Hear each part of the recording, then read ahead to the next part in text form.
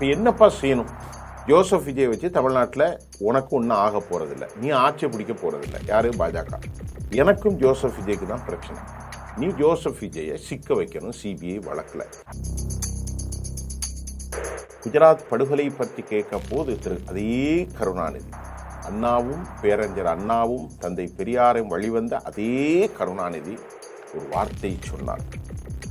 திமுக கழகம் இருக்கும் இடத்தில் மதவாதம் ஒன்றும் செய்யாது. திராவிட முன்னேற்ற கழக தலைவர்கள், மூத்த தலைவர்கள் இப்ப இந்த 5 வருஷத்துக்கு ஒன்றும் செய்ய முடியாது. ஜோசப் விஜயனுடைய அரசியல் வளர்ச்சியை எப்படியாவது மழுங்கடித்து ஒன்றுமில்லாமல் ஆக்க வேண்டும். ஜோசப் விஜயை காலி செய்வதற்கு இருக்கிற ஒரே ஆயுதம் சிபிஐ வழக்கு. ஒரே கோரிக்கை, ஒற்றை கோரிக்கை திமுகவிடம், நீ வேணா ஜெயிச்சுக்கோ, காங்கிரஸ் வச்சிடாத. அதை முடிச்சிட்டோம் இல்லைங்க. உங்களுக்கு எதிராக கம்யூனிஸ்ட் எங்கள்கிட்ட இல்லைங்க, காங்கிரஸ் இல்லைங்க, திருமாவளவன் இல்லை, ஏன் முஸ்லீம் லீக்கே இல்லையே, இப்போ நாம எல்லாம் ஜாலியாக இருப்போம், ஆனால் வெளியே பேசிக்கிறோம். இதுதாங்க டீலா நோ டீலா. இது நடக்குதா இல்லையான்னு பாருங்க.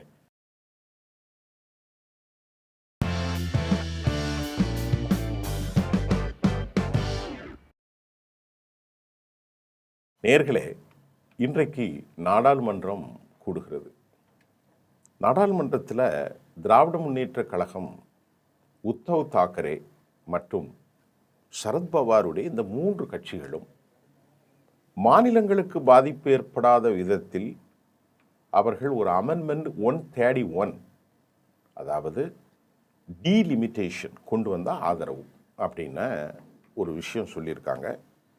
33% இடஒதுக்கீடு, இப்படி பல பிரச்சனைகள் போய்கொண்டிருக்கிற போது தமிழகத்தில் இந்த டீலிமிட்டேஷன் பில்லை கருப்பு சட்டம் என்றும், மாநில உரிமைகளை பறிக்கும் சட்டம் என்றும், அராஜக சட்டம் என்றும் அதை எரித்த திராவிட முன்னேற்ற கழகத்தின் சிவா, திராவிட முன்னேற்ற கழகத்தினுடைய ஆலந்தூர் பாரதி போன்றவர்கள் அதனுடைய டீட்டெயில்ஸ் டிராப்டை நாங்கள் படித்த பிறகுதான் கருத்து சொல்ல முடியும் என, அதாவது கழுவும் நீரில், அதாவது நழுவும் மீனாக அவர்கள் தப்பிச் செல்கிறார்கள். மீனை கழுகினால் அது எப்படி பட்டும் வராமலும் சொல்வதை போன்று திராவிட முன்னேற்ற கழக தலைமை இந்த டீலிமிட்டேஷன் பில்லில் கடுமையான எச்சரிக்கை செய்திருந்தார்கள். ஒருபோதும் நாங்கள் அனுமதிக்க மாட்டோம், அதை எரிப்போம். 131 அமெண்ட்மெண்ட் மாநிலங்களுக்கு எதிரானது, தென்னிந்திய மாநிலங்களுக்கு எதிரானது. சரி, இப்போது திராவிட முன்னேற்ற கழகம் ஒரு ஃப்ளெக்சிபிளாக போகுவதும், பாரதிய ஜனதா கட்சிக்கு ஆதரவாக அவர்கள் செயல்படுவதும் எதை காட்டுகிறது? கொஞ்சம் பாருங்க. திமுக மதச்சார்பற்ற கட்சி, இது கடந்த காலங்களில் பண்டார பிரதேசிகளின் கட்சி என்று சொல்லி திரு கருணாநிதி சாணக்கிய போக்கை மேற்கொண்டது வரலாற்றில் மறுக்க முடியாது. குஜராத் படுகொலை பற்றி கேட்க போது அதே கருணாநிதி, அண்ணாவும் பேரறிஞர் அண்ணாவும் தந்தை பெரியாரையும் வழிவந்த அதே கருணாநிதி ஒரு வார்த்தை சொன்னார். திமுக கழகம் இருக்கும் இடத்தில் மதவாதம் ஒன்றும் செய்யாது. புது அஜெண்டா.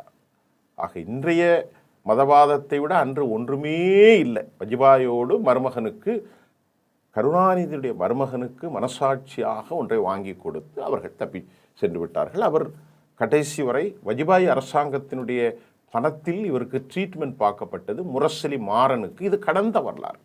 இப்போ காங்கிரஸ் முக்து பாரத் என்பது இன்றைய வரலாறு. இப்போ திமுக நெருங்கி வருவதற்கு சில காரணங்கள் உண்டு. பாயிண்ட் நம்பர் 1 என்னன்னா, திராவிட முன்னேற்ற கழக தலைவர்கள், மூத்த தலைவர்கள் இப்போ இந்த 5 வருஷத்துக்கு ஒன்றும் செய்ய முடியாது. உதாரணத்துக்கு திமுகவில் செந்தில் பாலாஜி, பொன்முடி, திமுகவில் இருக்கக்கூடிய இப்போது அவர் பேர் KN நெஹ்ரு, பெரியசாமி, இப்படி திமுக கழகத்தில் அதே மாதிரி டாஸ்மாக் சம்பந்தப்பட்ட வழக்குகள் ஈடியில் மாட்டியிருக்கிறது. ஆக இப்படி எல்லா வழக்குகளையும் ஒரு இடியப்ப சிக்கலை இருக்கிற போது மூத்த தலைவர்கள் என்ன சொல்கிறார்கள்? இப்போ பாஜகவுக்கு தமிழ்நாட்டில் வெற்றி பெறுவதற்கெல்லாம் ஒன்றுமில்லை, அவங்க ஒரு 2.5-3.5% தான் இருக்கான். பாஜகவுக்கும் இனி விளங்க போவது இல்லை தமிழ்நாடு என்று தெரியும். இருந்த அண்ணாமலையும் பீத்து கொண்டு போய்விட்டார். ஆகவே இப்போ நாம் இவர்களை வைத்துக்கொண்டு காரியம் சாதிக்கலாம். இப்போ நீங்கள் ஆந்திராவில் பாருங்கள், ஜெகன்மோகனும் நாயுடும் போட்டி. அங்கே பிஜேபி ஆட்சியை பிடிக்கிற நிலை இல்லை. ஆனால் அவர்களின் ஒருவரை கையில் எடுத்துக்கொண்டு காரியத்தை சாய்த்து கொண்டிருக்கிறார்கள். அதில் காரியம், மிக முக்கியமான காரியம் என்ன?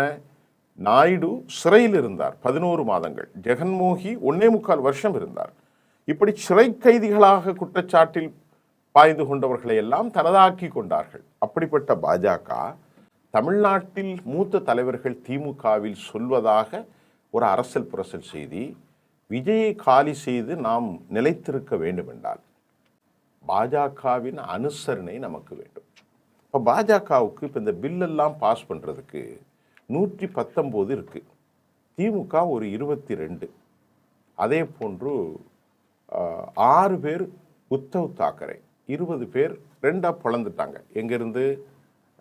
நம்முடைய மமதா பானர்ஜி.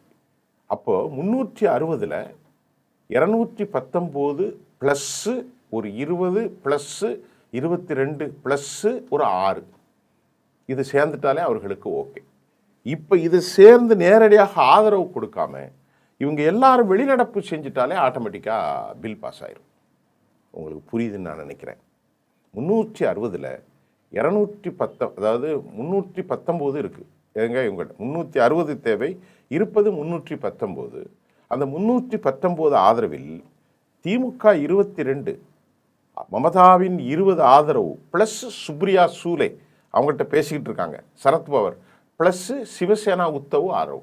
இப்போ மாநிலங்களில் பாதிப்பு இல்லைன்னா சிவசேனா ஆதரவு கொடுக்குறேன்னு சொல்லியிருக்கான், திராவிட முன்னேற்ற கழகம் ஆதரவு கொடுக்குறேன்னு சொல்லியிருக்கான், சுப்ரியா சூலே கொடுக்குறாங்க. இப்போ மற்றவங்கள்லாம் விட்டுருங்கங்க, மற்றவங்கள்லாம் காலத்துக்கு ஏற்றவாறு மாறுவார்கள். ஆனால் இதில் இவர்கள் அனைவரும் நாங்கள் எதுக்கு ஆதரவு இல்லை என்று வெளியேறிவிட்டால் அது பெரும் நன்மையை அவர்களுக்கு ஏற்படுத்தும். யாருக்கு? பாஜக. இப்போ காங்கிரஸும் எதிர்க்கட்சிகளும் என்ன நினைக்கிறது? இப்போ நிறைய மசோதா, இப்போ உங்களுக்கு நிதின் கட்கரி அந்த பெட்ரோலிலே கலக்கக்கூடிய விவகாரத்தில் ஊழல், அதே போன்று விலைவாசி விவகாரம், எண்ணெய் தகராறு, இப்படி நிறைய விஷயங்களை எழுப்ப பார்க்குறார்கள். இப்போ நம்ம அதை விட்டுரும். இப்போ திராவிட முன்னேற்ற கழகம், சிவா போன்ற கருத்தியல்வாதிகள் இவர்களெல்லாம் தங்கள் பேச்சில் ஒரு மழுங்கடிக்கும் நிலையை உருவாக்குவதற்கு என்ன காரணம்? கொஞ்சம் யோசிச்சு பாருங்கள். என்ன காரணம் இருக்க முடியும்? ஒரு காரணம் இல்லை. ஜோசப் விஜயனுடைய அரசியல் வளர்ச்சியை எப்படியாவது மழுங்கடித்து ஒன்றுமில்லாமல் ஆக்க வேண்டும். ஜோசப் விஜய் ஒரு கிறிஸ்தவ மைனாரிட்டி கட்சியாகவும் தலித் கட்சியாகவும் அதே போன்று அது இளைஞர்களின் கட்சியாகவும் தற்போது காங்கிரஸ் ஆதரவோடு, விடுதலை சிறுத்தைகள் ஆதரவோடு, ஐயுஎம்யூ ஆதரவோடு, 2 இடதுசாரிகளின் ஆதரவோடு அது நடைபெற்று கொண்டிருக்கிற போது ஜோசப் விஜயை காலி செய்வதற்கு இருக்கிற ஒரே ஆயுதம் சிபிஐ வழக்கு. ஒரே கல்ல 2 மாங்காய் பாருங்க.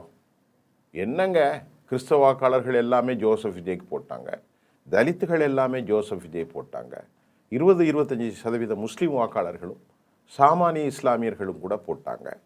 நம்ம காரியத்தை பார்ப்போம், நம்ம இவ்வளோ பெரிய சிக்கலில் இருக்கமே அப்படிங்கிற செந்தில் பாலாஜி, KN நெஹ்ரு, பெரியசாமி, இப்போ அனிதா ராதாகிருஷ்ணன் கால்நடைத்துறை அமைச்சர், பொன்முடி, இப்படி துரைமுருகன், இப்படி எல்லாருடைய மேலேயும் வழக்கு இருக்கிறதே 13 பேரில்.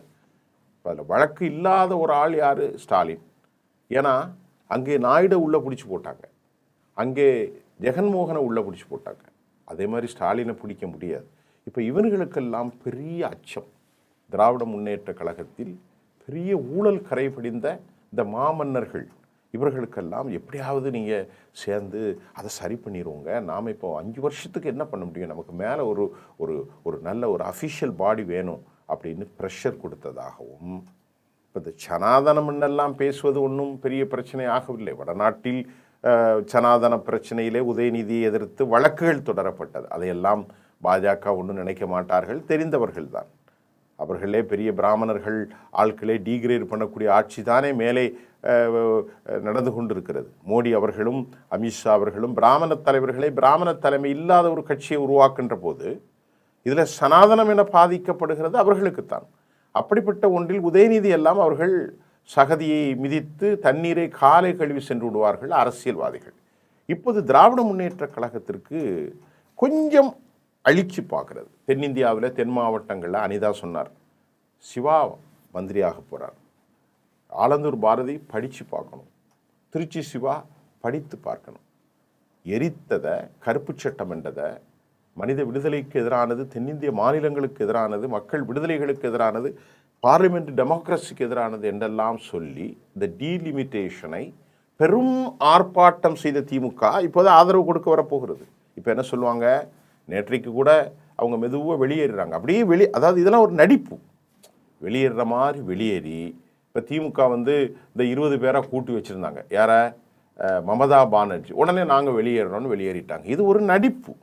ஆக இந்த நடிப்பில் வெளியேற மாதிரி இப்போ அதே மாதிரி ஒரு டிசென்ட் வாய்ஸை கொண்டு வந்து திமுக வெளியேறும். 22 பேரும் வெளியேறிட்டா அவர்களுக்கு பலமாயிரும். இதெல்லாம் பேசப்பட்டு முடிந்து விட்டது. அப்போ பலத்துக்கு என்ன? டீலா நோ டீலா. அப்போ என்ன பலம் அப்படின்னு கேட்கும்போது வேற ஒரு பலம் இல்லை. இப்போ என்னப்பா செய்யணும்?